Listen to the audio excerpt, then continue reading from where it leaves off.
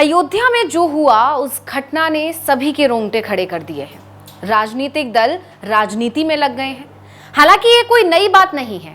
घटना कोई भी हो, राजनीतिक दल राजनीति ही करते हैं, बस बदल जाते हैं बयान। ऐसा हम क्यों कह रहे हैं, इसके कई उदाहरण हैं। ज्यादा पुरानी बात नहीं करते।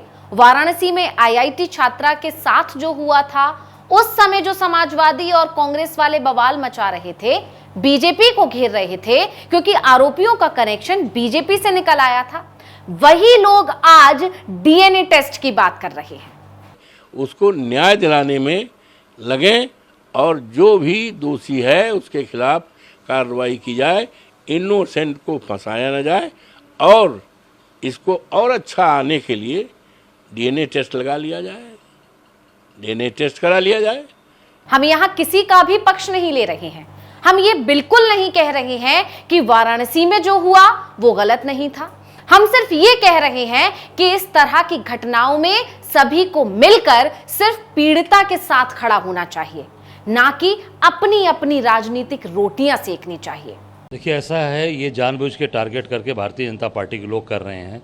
समाजवादी पार्टी का कोई कार्यकर्ता अगर किसी भी उसमें शामिल है, उसको बुलडोजर चला रहे हैं। मैं कहता हूँ कानून व्यवस्था है, आप करिए, पर केवल टारगेट करके मत करिए। भले ही नेताओं के बयान बदल गए हों, लेकिन यूपी में नहीं बदली है तो वो बस एक चीज, और वो है योगी का इंसाफ। आरोपी चाहे बीजेपी के करीबी हो या सपा का, कांग्रेस का, योगी सभी को एक ही लाठी से हाँकते हैं।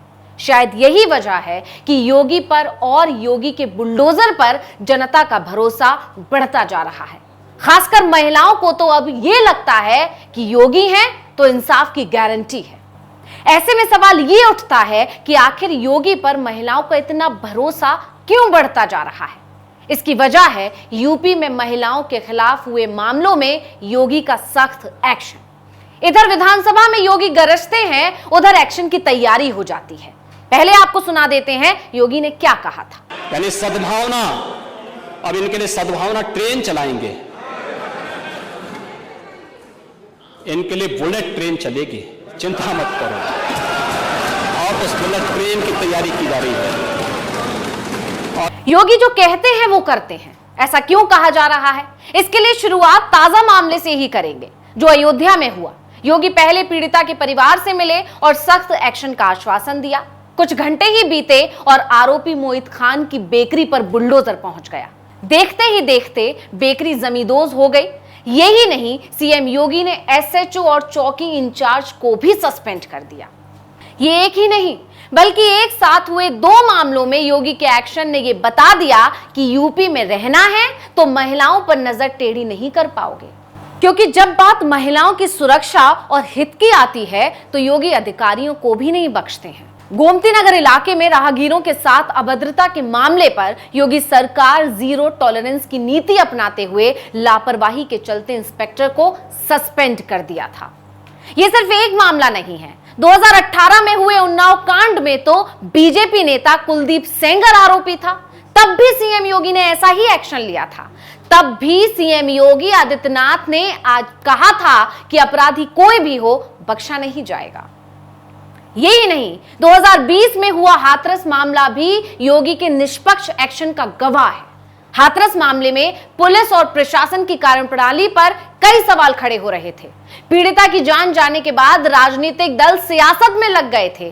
तब मुख्यमंत्री योगी आदित्यनाथ ने बड़ी कार्रवाई करते हुए डीएसपी और एसपी को भी सस्पेंड कर दिया था।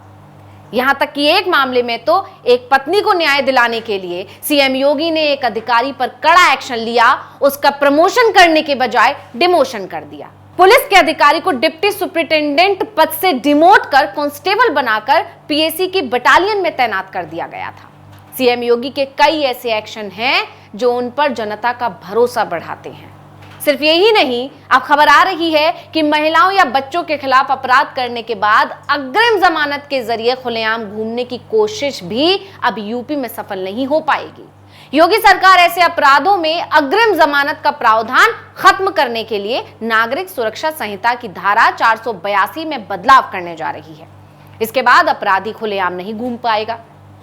योगी के ये एक्शन जवाब हैं विपक्षियों के और विरोधियों के आरोपों के। ये जवाब है उन तमाम आरोप का जिसमें विपक्ष कहता है कि योगी सरकार का एक्शन राजनीति से प्रेरित है। ये एक्शन जवाब है उन आरोपों का जिसमें कहा जाता है कि योगी को यादव और एक खास समुदाय से दिक्कत है। अगर ऐसा होता तो इन दूसरे मामलों में आरोपियों के खिलाफ एक्शन नहीं होता, बीजेपी नेताओं के खिलाफ एक्शन नहीं होते।